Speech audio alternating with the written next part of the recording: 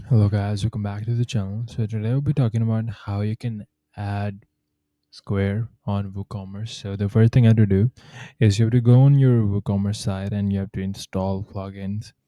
So you will see on the left side you will find plugins, and then you will click on install plugins.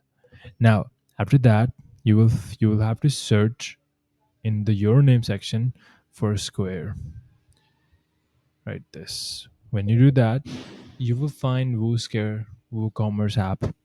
Now you have to install it.